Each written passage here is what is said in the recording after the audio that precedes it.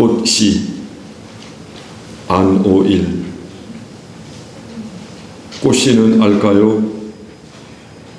아주 조그마한 자기 몸이 딱딱한 땅을 뚫게 되리라는 걸. 꽃씨는 알까요? 아주 조그마한 자기 몸이 세상을 물들이는 꽃이 되리라는 걸. 꽃씨는 알까요?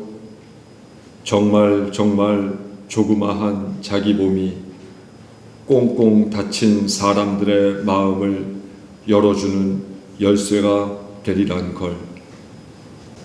맨 처음 작은 일을 시작할 때 우리는 예상치도 못하고 기대하지도 못하지만 그 작은 일이 증폭돼서 세상을 변화시키고 사람들의 마음을 아름답게 만드는 기폭제가 되었던 일들을 우리는 잘 기억하고 있습니다. 꽃씨, 그래봐야 정말 자그맣고 그 안에 커다란 꽃이 숨어 있고 이파리가 숨어 있고 뿌리가 숨어 있는지 누구도 잘 알 수 없지만 그 꽃씨에서 싹이 트기만 하면 언젠가 예쁜 꽃도 피고 가지도 오르고 뿌리도 깊이 내리는 걸 우리는 누구보다 잘 압니다. 지금은 비록 보잘것없는 존재이지만 꽃씨와 같은 창조성을, 그 마음을 우리가 지니고 살아가면 우리 인생에도 꽃이 필 것입니다. 지금은 뭐가 필지 모르지만 언젠가 꼭 필 겁니다. 그리고 암울한 이 역사에도 우리가 꽃씨가 되면 좀 더 좋은 세상이 열리게 될 거고, 적어도 내가 살았던 세상보다는 내 아들에게 내 딸에게 조금 더 늦는다면 내 손주들에게 물려줄 수 있는 세상이 열리게 될 겁니다. 이 시대가 이토록 아프고 암울하다면 우리가 꽃씨가 되어 이 세상을 변화시키는 기폭제 역할을 해야만 하고, 그렇게 우리가 역할을 잘 감당할 수 있을 때 우리 아들들의 세상, 우리 딸들의 세상, 우리 손주들의 세상은 우리가 사는 세상보다 조금은 아름다워지지 않겠습니까? 지금보다야 나은 세상을 물려주는 것이 우리의 도리 아니겠습니까? 그러기 위해 혁명가가 아니라, 정치가가 아니라, 운동가가 아니라 저는 우리 교우들께 꽃씨가 될 것을 권하고 추천하고 싶습니다. 과격하지 않지만, 그렇게 큰 힘은 있지 않지만, 있는 자리에서 새로운 시대에 대한 꿈을 가지고 누군가에게 그 희망, 상징이 되어주는 아주 작은 존재, 꽃씨와 같은 존재가 될 때, 오늘 시인이 우리에게 설명하는 것처럼 그 꽃씨가 딱딱한 땅을 뚫게 되고, 그 꽃씨가 세상을 물들이는 꽃이 되고, 그 꽃씨가 꽁꽁 닫힌 사람들의 마음을 여는 열쇠가 될 것입니다. 온 교우들이 오늘 예배를 통해서 마음속에 믿음의 꽃씨 하나 품고 가게 되기를 간절히 바랍니다.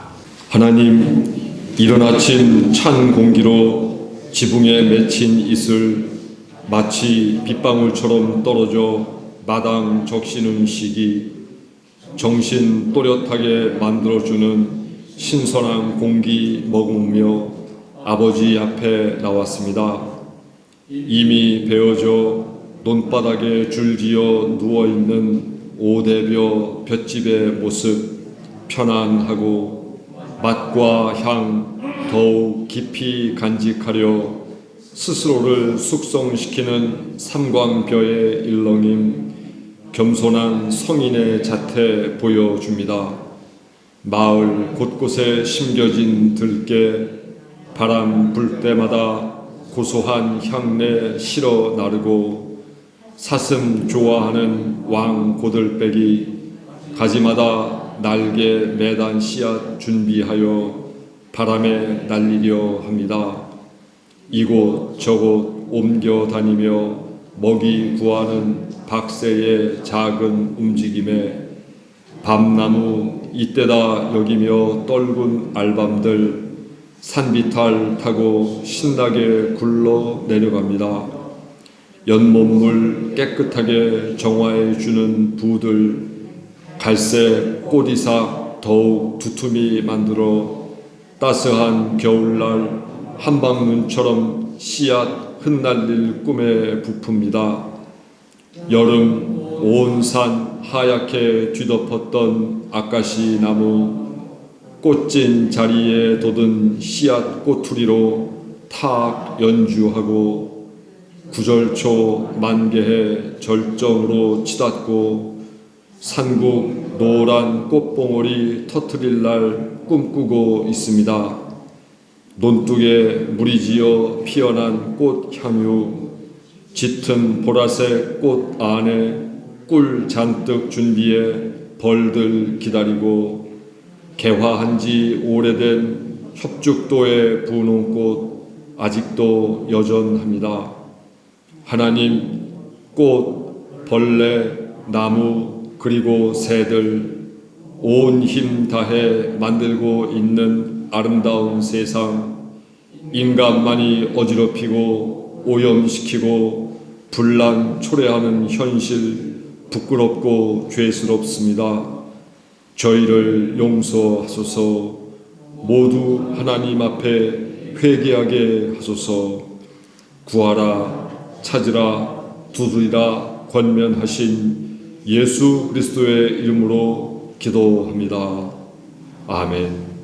오늘 하나님께서 주신 성경 말씀 마태복음 13장 51절부터 52절에 있는 말씀입니다.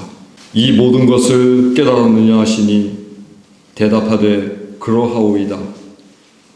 예수께서 이르시되 그러므로 천국의 제자된 서기관마다 마치 새 것과 옛 것을 그 곳간에서 내오는 집주인과 같으니라. 아멘. 오늘 설교 제목을 보시니까 한자가 쭉 적혀져 있죠. 오늘 본문 말씀과 연관이 있고 또 본문을 이해할 때 함께 겸하여 살펴보면 본문의 깊이를 더 잘 이해할 것 같아 오늘 제목으로 선정을 했습니다. 우리가 잘 아는 교훈이죠. 온고 이지신, 가히 위사의. 온고, 옛 것을 익히고, 그리고 이지신, 새 것을 알게 될 때, 가히 위사의, 누군가의 스승이 될 수 있다. 온고지신, 이 말은 지금까지 사실은 많은 오해를 불러일으켜 왔습니다. 어른들은 나이가 든 만큼 옛 것이 더 좋다고 하는 생각을 가지셨기에 이 말을 써서 과거의 것이, 과거의 경험이 늘 중요하다고 강조할 때 많이 썼습니다. 내 경험엔 말이야. 나 때는 말이야. 나 어렸을 때는 말이야.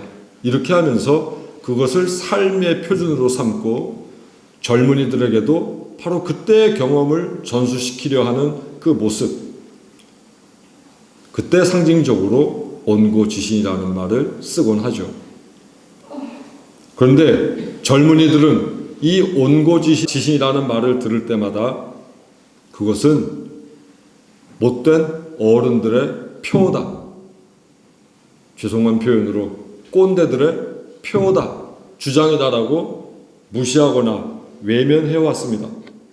온고지시라는 말은 좋은데 어떤 이들은 그것을 잘못 사용했고 어떤 이들은 그것을 잘못 이해하고 받아들였기에 온고지시라는 말이 아주 부정적인 의미를 띤 것처럼 그렇게 여겨지게 됐습니다. 온고지신이라는 말은 옛 것이 더 소중하다는 뜻이 아닙니다. 과거에 우리가 경험했던 바가 지금의 가치보다 더 중요하다는 뜻이 아닙니다. 이 말은 옛 것과 새 것을 잘 조화시켜야 된다는 이야기입니다. 옛날 것을 몰라서도 안 되지만 옛날 것만 중요하다고 얘기하는 것은 시대착오적이고 뭔가 잘못된 불합리한 자세라는 것을 우리에게 말해주는 겁니다. 옛 것은 새 것을 창조하기 위한 전제나 기초가 되어야 합니다. 새 것을 만들어야 할 때 옛날엔 어떻게 했지 하고 찾아보는 그런 근거가 되어줄 때 가치가 있습니다. 또 새 것은 처음부터 새 것이 있는 게 아니라 그 옛 것을 개혁하고 변화시키고 다시금 재해석할 때 새로운 것이 창조될 수 있다는 말입니다. 그래서 옛 것은 새 것을 통해서 보완되고 새 것은 옛 것을 통해서 또 옛 것은 새 것을 통해서 서로 간의 가치를 서로 보충해 줄 수 있다는 사실을 우리는 기억해야 하는 거죠. 옛 것이 더 가치 있다 이렇게 여기는 태도를 우리는 보수주의라고 이야기합니다. 그때가 더 좋았어. 이게 보수주의적 태도죠.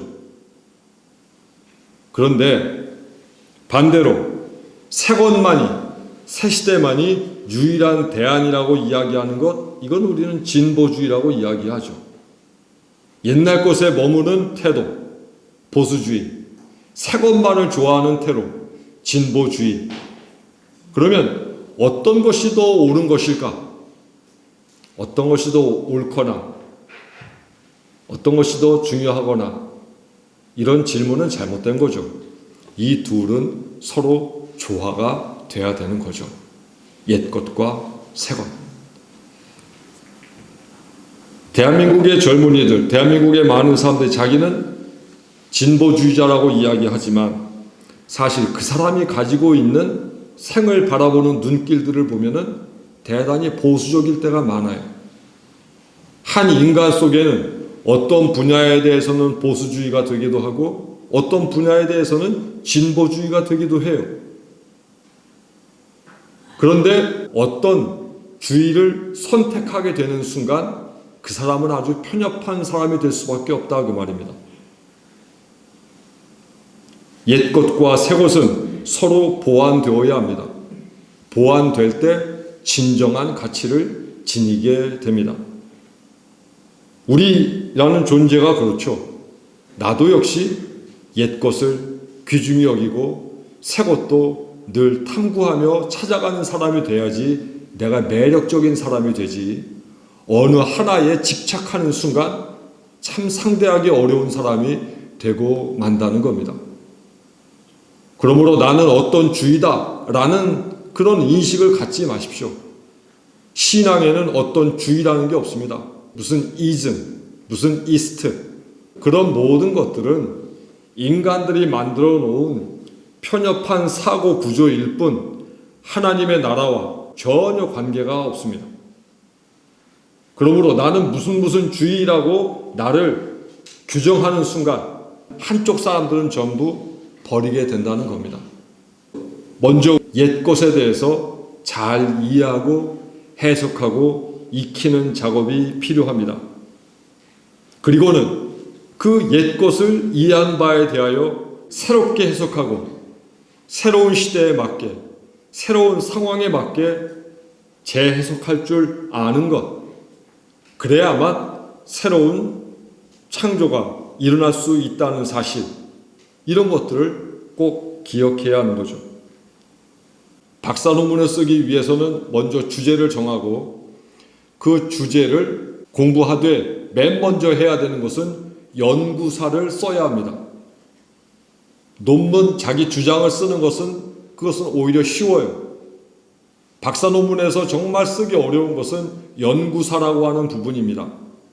어떤 주제가 있을 때 그 주제를 2000년 전에는 어떤 학자가 어떻게 얘기했고 거기서부터 쭉 오는 거예요.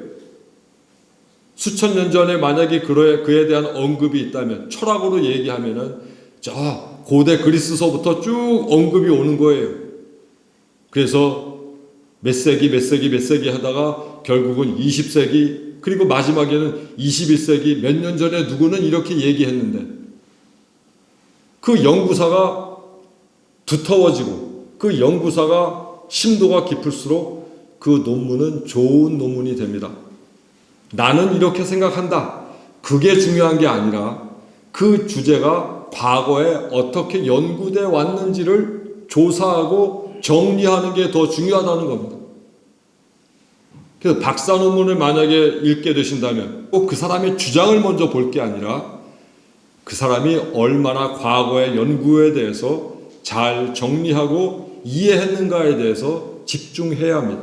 그 연구사는 과거에 대한 연구이기에 그것을 우리는 옛것이라고 말할 수 있습니다. 그리고 나서 연구사가 끝난 다음에 자기 주장, 본론으로 들어가게 되는 거죠. 학자들은 이렇게 얘기해 왔는데, 하지만 나는 이렇게 바라본다 라고 쓰는 게 본론이 되는 거죠. 거기서부터 자기 주장이 시작되는 겁니다. 여기서부터 새 것이 시작되는 겁니다. 즉 옛것에 대한 충분한 정리와 연구가 된 다음에 그 다음 자기 주장 새 것을 수록해 나가는 거죠.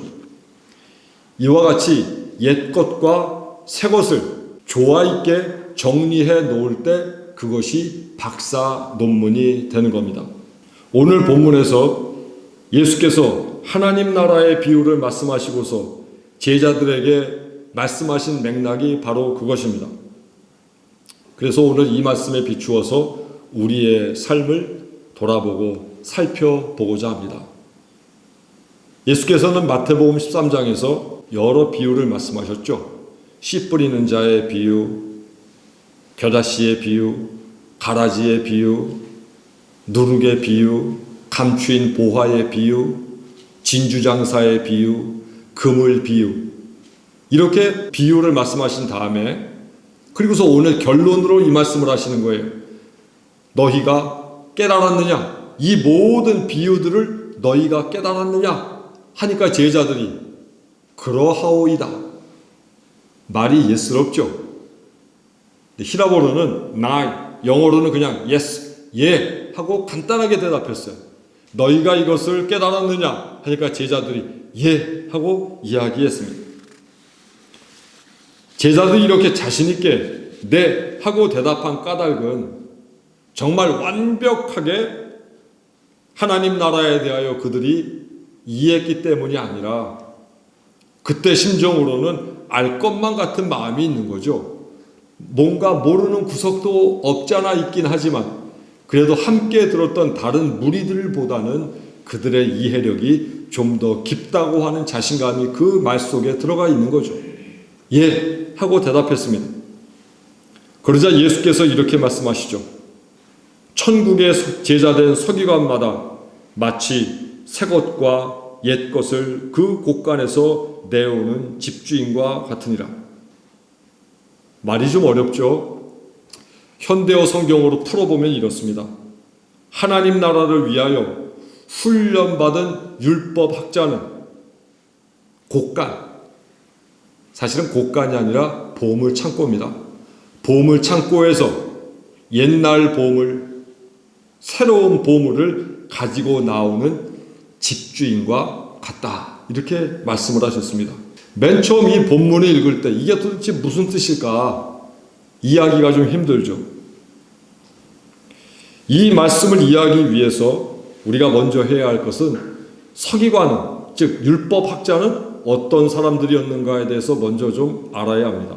서기관은 일종의 학자, 즉 경전을 연구하는 학자, 율법학자였습니다.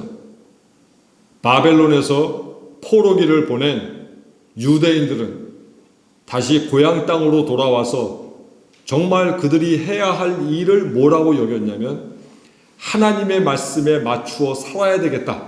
앞으로는. 왜냐하면 그 말씀에 비추어 살지 못해서 우리에게 그런 큰 불행이 닥쳤으니 이제부터라도 하나님의 말씀, 즉 율법에 기초한 삶을 살아야 되겠다라고 그들은 여기게 됩니다. 그러면서 누구의 역할이 커지게 되냐면 바로 율법학자들의 역할이 커지게 됩니다. 율법에 규정된 것들이 삶의 전체를 다 규정해 놓을 수 없잖아요. 그러니까 어떤 일이 벌어졌을 때 이 일을 어떻게 하면 될까요? 그러면 율법학자가 율법을 펴서 여기에 보니까 그거는 이렇게 하면 되겠네 하고 이스라엘 백성들에게 삶의 지침, 신앙의 지도를 내려주었던 것입니다. 그래서 율법학자는 율법의 뜻과 정신을 전문적으로 연구하고 유대인들에게 가르쳐주는 그런 역할을 했습니다. 그리고 그것을 현실에 맞게 가르쳐 주었습니다. 성경에 보면 무슨 저작권, 지적 재산권 이런 얘기 안 나오잖아요. 그런데 지금 현실에서 저작권, 지적 재산권 또는 보이스피싱 이런 것들 성경에 그 말 그대로 규정되어 있지는 않지만 십계명에 의해서 위증하지 말라, 남의 것 도둑질하지 말라 하는 그 계명에 의해서 우리가 이런 것들도 죄가 된다고 여기는 것처럼 율법에 명시되어 있지는 않지만 삶의 여러 일들에 대하여 서기관들은 이거는 어떻게 했으면 좋겠다, 이것은 어떻게 했으면 좋겠다 계속해서 그것을 해석해 나가는 작업을 합니다. 그래서 우리는 그것을 율법을 해석해 놓은 것을 미드라시라고 이야기합니다. 율법 해설서. 그리고 이 미드라시를 좀 더 쉽게 설명하고 예화를 들어놓은 게 뭐냐면은 그게 탈무드예요. 그래서 탈무드를 우리가 사람들이 읽고 하는데 그 탈무드의 기원을 보면은 결국 뭐냐면은 율법입니다. 토라라고 하는 율법을 해석해 놓은 미드라시를 다시 예를 붙여서 해석해 놓은 것이 탈무드. 그래서 탈무드에는 아이를 어떻게 가르치고 가정생활 어떻게 하고 이런 세세한 일들이 많이 나오죠. 그 일을 했던 사람들이 누구인가? 그들이 서기관, 즉 율법학자였다는 겁니다.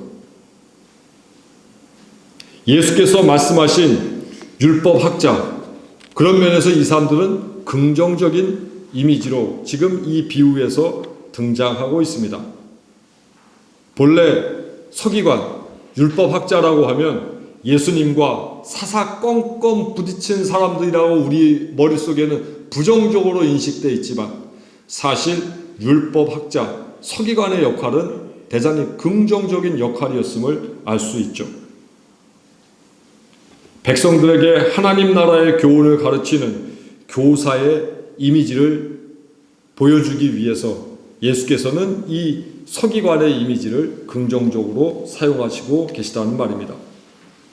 그러면 이 서기관을 또 뭐에 비유하고 계신가? 말씀해 보니까 새 것과 옛 것을 곳간에서 내오는 집주인과 같다, 이렇게 말씀하시고 있어요. 곳간, 그러니까 이 사람이 농사 짓는 사람 같죠. 아까도 말씀드렸지만 여기서 말하는 곳간은 농작물을 저장하는 창고가 아니라 보물을 쌓아두는 보물 창고입니다. 감추인 보화에 비유해서 보화라고 사용된 그 그리스어가 테사우로스라고 하는 히라보인데, 오늘 여기에 곳간이라는 말에 사용된 단어도 똑같은 단어 테사우로스가 사용되고 있어요. 감추인 보화 테사우로스, 곳간 테사우로스, 똑같은 말이에요. 그러니까 여기서는 곳간이라고 번역해야 될 게 아니라 보물 창고라고 번역을 해 놓는 게 옳다는 말이죠. 여기 이 사람은 지금 귀중한 것을 보관해 놓고 있다는 말입니다. 이는 하나님 나라의 가르침, 그것을 실천하고 살아가는 일이 얼마나 중요한지를 알려주시고 있다는 말이죠. 하나님 나라는 귀중한 것이 많이 보관되어 있는 보물 창고와 같은 역할, 그리고 제자들은 거기에서 옛것과 새것을 가지고 나오는 관리의 역할을 해야 된다 말씀하시고 있다는 겁니다. 그러면 옛것과 새것이 나오는데 그 옛것과 새것은 과연 무엇일까? 옛것은 예전에 출애굽을 통해서 하나님께서 주셨던 율법이라면, 새것은 그 율법을 재해석하여 백성들에게 알려주신 예수 그리스도의 가르침, 복음입니다. 오늘 우리 성경으로 그냥 간단하게 표현하자면 구약 말씀이 옛 것이고 신약 말씀이 새 것입니다. 예수께서는 새술은 새 부대에 넣어야 된다 말씀하신 바 있지만, 그렇다고 해서 옛 것을 부정하거나 파기하려 하시진 않았습니다. 오히려 그 율법을 새롭게 해석하시고 새 시대에 맞게, 새 시대에 걸맞는 새로운 가르침으로 만드셔서 사람들에게 알려주셨습니다. 마태복음 5장 17절에 보면 우리가 잘 알듯이 내가 율법과 선지자를 폐하러 온 줄로 생각지 말라. 나는 율법을 폐하러 온 것이 아니라 율법을 완전하게 하기 위해서 왔다. 시대가 흘러가다 보니까 구약에 주어진 율법이 빈틈이 많았던 것을 예수께서 채우시고 완전케 하셨다는 겁니다. 그래서 우리가 아는 것처럼 옛사람에게 말한 바 너희가 이렇게 들었으나 내가 너희에게 다시 말하노니, 마태복음 5장, 6장, 7장에 보면 도둑질하지 말라고 너희가 들었지만 내가 너희에게 다시 말한다. 뭔가를 갖고 싶은 탐심이 들기만 해도 그것은 이미 도둑질이다. 누군가를 죽이지 말라고 너희들이 들었지만 내가 너희에게 다시 말하노니 누군가를 미워하기만 해도 이미 살인하는 것이다. 이게 예수 그리스도의 새로운 가르침이었습니다. 결국 예수께서는 구약의 율법을 새 시대에 맞게, 새 시대에 필요한 새로운 가르침으로 알려주셨다는 말입니다. 율법이나 선지자의 말을 폐기하는 것이 아니라 그것을 새롭게 조명하고 새롭게 해석함으로 해서 예수께서는 그 율법을 새 것으로 만드셨습니다. 옛 것과 새 것과 연관해서 그리스도인들이 꼭 갖추어야 되는 능력, 그것은 재조명, 재해석입니다. 신앙생활에 왔던 그 모든 것들, 30년, 40년 전에 은혜 받으려 했던 모든 몸짓에서 벗어나지 않는다면, 거기에만 머물러 있다면, 우리의 믿음은 옛것과 새것 중에서 오직 옛것에 머물러 있는 신앙이 되고 만다는 거예요. 찬송도 옛날에 은혜 받았던 찬송에만 머물러 있으면 그것도 역시 옛것이 될 수밖에 없다는 거예요. 누차 말씀드리듯 옛것 중에 좋은 것도 있지만 우리가 이제는 더 이상 필요로 하지 않거나 또는 방향이 잘못된 것들도 있었음을 우리는 시인해야 합니다. 20, 30년 전만 해도 주기도문을 바꿔야 된다라고 누가 생각했겠습니까? 주기도문 한자라도 틀리면 혼나는 그런 시대에, 그러나 지금 주기도문이 문법적으로 잘못됐다고 했기에 우리말로 다 고쳤잖아요. 새 시대에 맞게 우리는 우리가 알고 있었던 옛 교훈과 가르침들을 변화시키고 재조명하고 재해석할 줄 알아야 합니다. 그때 그 가르침은 왜 필요했을까?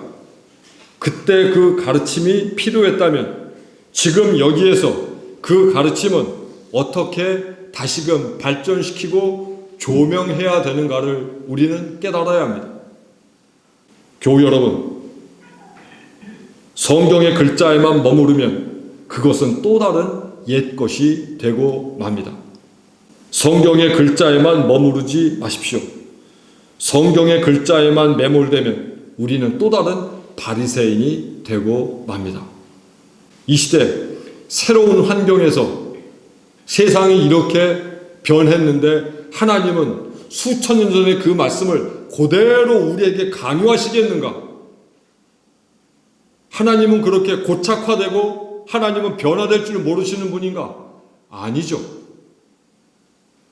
한순간 점과 같은 우리에게 하나님은 끊임없이 변화되는 역사의 발전을, 그 입장을 가지고 우리에게 다가오시고 우리에게 끊임없이 발전된, 개혁된 개념으로 다가오신다는 사실을 우리 스스로도 인정해야 합니다. 새로운 환경에서는 새로운 가르침을 우리에게 주실 것입니다. 눈에는 눈으로, 이에는 이로 갚으라고 했던 그 구약의 가르침이 신약에 오게 되면 눈에는 눈으로 갚지 말고 이에는 이에로 갚지 말라는 교훈으로 바뀌게 되는 것처럼 성경에 있는 그 말씀들이 지금 이 시대에는 어떻게 바뀌고 있는지에 대해서 우리는 자꾸 고민하고 자꾸 연구하고 자꾸 생각하고 자꾸 해석하고 자꾸 조명할 줄 알아야 교회가 발전하는 겁니다. 그리고 시대가 발전하는 겁니다. 그리스도인이 그런 유연한 탄력적인 신앙적 사고를 갖추지 못하니까 교회 다니지 않는 사람들이 교회 다니고 싶어 하지 않게 되는 겁니다. 지들끼리 좋은 교회이지 남들도 가고 싶은 교회가 아니란 말입니다. 새 것을 찾지 않고 옛 것만을 고수하는 신앙, 새로운 시대, 새롭게 전개되는 하나님의 나라를 발견할 수 없습니다. 반대로 옛 것의 가치를 외면한 채 새 것만을 중요시하는 신앙, 그것은 뿌리가 없어서 방황하기가 쉽습니다. 옛 것을 귀중히 여기고 옛 것을 잘 알되 그것을 해석하고 조명하여 취사 선택하기도 하고 그것을 발전시키기도 하여 새 것으로 만들어가는 이 작업을 우리는 끊임없이 해내야 합니다. 그런 면에서 우리 한국교회 교인들은 너무 게으릅니다. 목사의 좋은 설교를 들으려고만 하지 스스로 그것에 대해서 별로 고민하지 않는다 그 말이에요. 어느 목사님의 은혜스러운 설교 하나에 내가 감동받았다고 하여 그 한순간으로 내가 변화되겠습니까? 그것을 가지고 자기가 고민해야 합니다. 성경을 읽었다면, 예수께서 2000년 전에 그렇게 말씀하셨다면, 2022년 대한민국 이사회에서 살아가는 나는 어떻게 행동해야 될지에 대해서 우리는 끊임없이 질문하고 탐구하고 재해석해야 우리가 성숙한 그리스도인이 될 수 있다는 말입니다. 우리 그리스도인의 입장에서 본다면 우리는 옛것인 성경 말씀을 읽고 또 읽어야 합니다. 성경도 모르면서 무슨 그리스도인입니까? 성경도 읽지 않으면서 무슨 교회를 다니는 겁니까? 성경을 알지 못하면서 어떻게 하나님의 은혜를 우리가 바랄 수 있겠습니까? 성경들 읽으셔야죠. 그리고는 성경을 그렇게 읽었다면 예수 정신에 의거하여 그 성경 말씀이 내가 살아가는 시대, 내가 살아가는 이 공간 안에서 어떻게 역사할 수 있을지에 대해서 고민해야 합니다. 그리고 나의 손과 발을 이용해서 그 말씀이 열매 맺고 결실될 수 있도록 우리가 봉사하는 것, 그것이 진짜 헌신입니다. 교회 주방에서 일하고 교회 수리하고 그것만이 헌신이 아니라 성경을 읽고 그 성경 말씀을 손과 발과 삶을 통해서 이 시대에 이 땅에 표현하고자 하는 그것이 진정한 헌신입니다. 보물창고에서 옛것과 새것을 자유로이 꺼내오는 집주인처럼 옛 율법을 재해석하여 새로운 하나님 나라의 복음을 전하신 예수 그리스도처럼 우리는 말씀에 기초하여 우리의 역사, 우리의 문화, 우리 시대에 꼭 필요한 가치와 윤리를 창조해가는 그리스도인이 되어야 합니다. 법에서 정한 윤리가 아니라 예수께서 가르쳐 주신 윤리를 지니고 살아가야 합니다. 법으로 규정해 놓지 않은 모든 것들 아무리 범해도 죄가 되지 않아요. 근데 그리스도인들의 입장에서 본다면 법으로 정해놓지 않아도 죄되는 일이 많다는 겁니다. 예를 들어 내 마음속에 욕심이 있어요. 뭔가를 갖고 싶어서 안달이에요. 그럼 법적으로는 죄가 되지 않아요. 그러나 신앙적으로는 그것도 죄라는 겁니다. 그러므로 법 지키며 살자라고 하는 말은 부족해요. 법치주의, 그건 부족해요. 왜? 규정해 놓지 않은 게 너무 많으니까. 대신에 하나님 말씀에 의거해서 살아가자고 하면 그것은 우리의 삶 전체를 포괄하기에 그거야말로 아까 우리 부른 찬양처럼 순전한 삶, 순전한 믿음으로 나아가게 하는 지름길, 진짜 길이 된다는 사실을 기억해야 합니다. 다 같이 한번 읽어보실까요? 온고이지신 가이위사의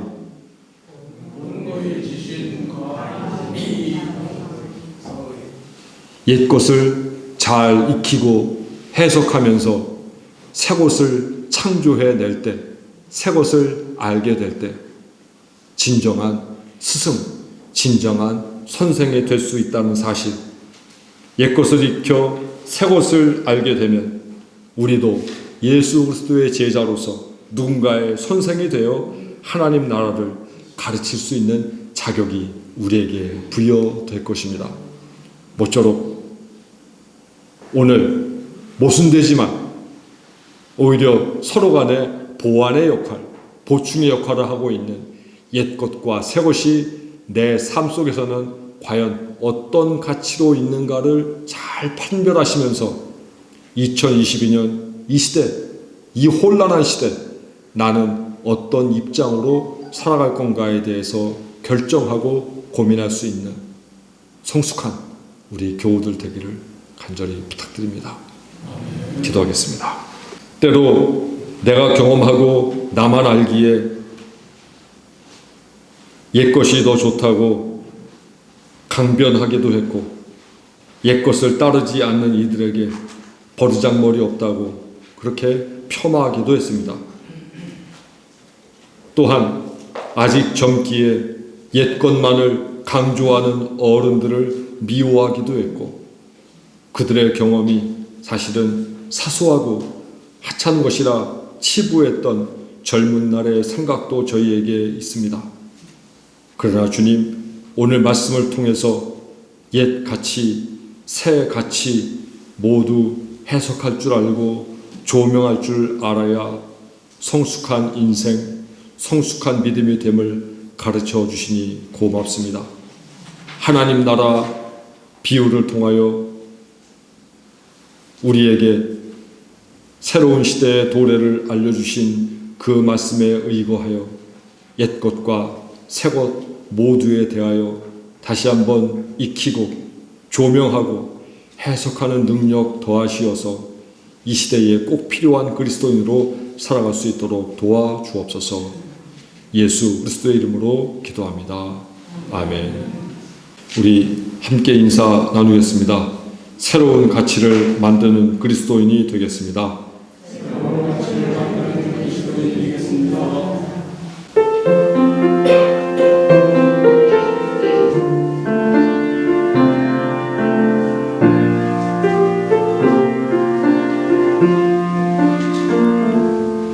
그 선하님의 고요히 감사여 그 놀라운 평화를 누리며 나 그대들과 함께 걸어가네 나 그대들과 한 해를 여네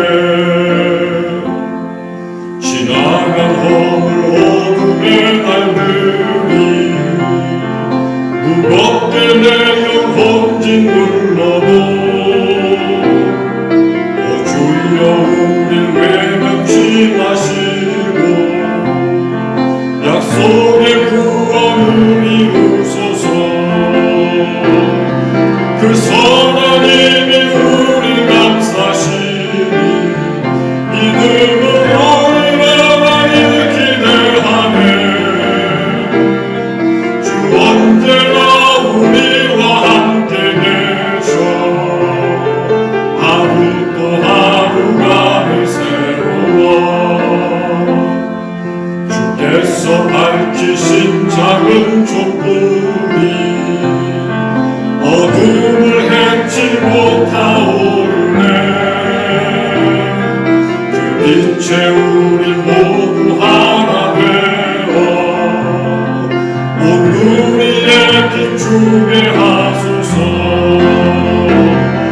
그 선하님이 우릴 감싸시니 믿음으로 일어나길 기대하네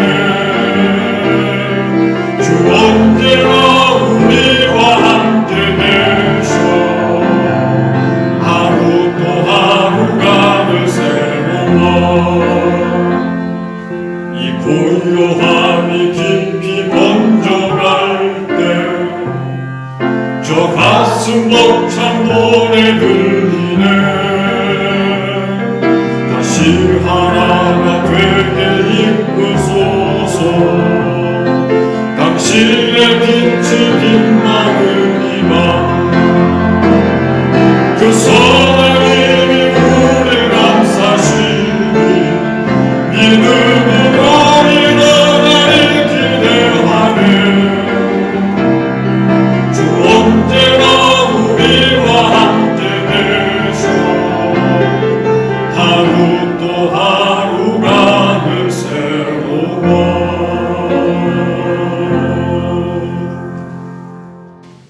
예수 그리스도를 본받아 사십시오. 언제 어디서나 누구에게나 그리스도인이 되십시오. 기도로 삶을 채우십시오.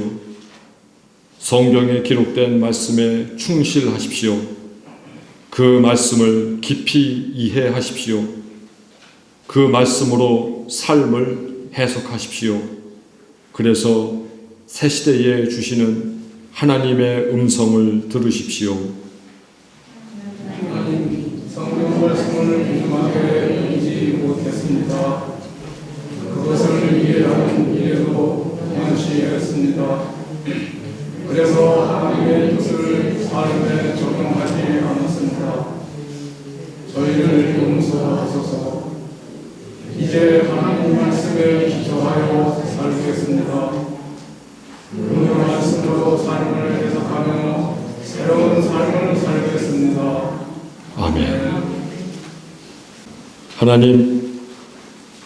하나님께서 잘 알고 계시듯 깊은 질병으로 고생하는 당신의 자녀가 있습니다. 암을 수술하고 떼어냈음에도 전이의 속도가 있어서 몸과 마음이 고생하는 중에 있습니다. 하나님께 기도하오니 치료의 광선을 발하여 주옵소서. 더 이상 전이 되지 않게 하옵소서. 정확하게 진단받게 하시고 정확한 치료법으로 치료를 받을 수 있도록 도와주옵소서. 무엇보다 마음이 무너지지 않게 하옵소서. 옆에서 돌보는 가족들 실망하지 않고 포기하지 않게 하옵소서. 온 식구 매달려 하나님께 기도하고 눈물로 하나님께 동행하심을 의뢰할 수 있게 주께서 도와주옵소서. 성령으로 그 마음 붙잡아 주옵시고 전능하신 능력으로 죽은 이를 살리신 그 능력으로 불편하니 일으키신 그 능력으로 하나님 다시 한번 삶의 기회를 더하여 주옵소서. 새로운 생애는 오직 하나님을 향하여 살 수 있는 믿음을, 결단을 그에게 내려 주옵소서. 우리의 힘 연약하여 해줄 것이 없는 것, 마음으로 아프고 다만 하나님께 기도할 뿐입니다. 주께서 친히 역사해 주시고 방문하여 주시고 어루만져 주시고 낫게 하여 주옵소서. 그리하여 우리로 하여금 하나님의 살아계심을 다시 한번 경험하게 하시고 하나님의 전능하심을 다시 한번 목도하게 하옵소서. 지금은 우리 주 예수 그리스도의 은혜와 하나님의 크신 사랑과 성령의 교통하심이 이제 옛 가치를 재해석하며 새로운 예수의 말씀으로 새 가치를 창조하며 살고자 하는 원천 신앙 공동체 사랑하는 우리 식구들 머리 위에 지금부터 영원토록 함께 하시옵기를 간절히 축원하옵나이다. 아멘.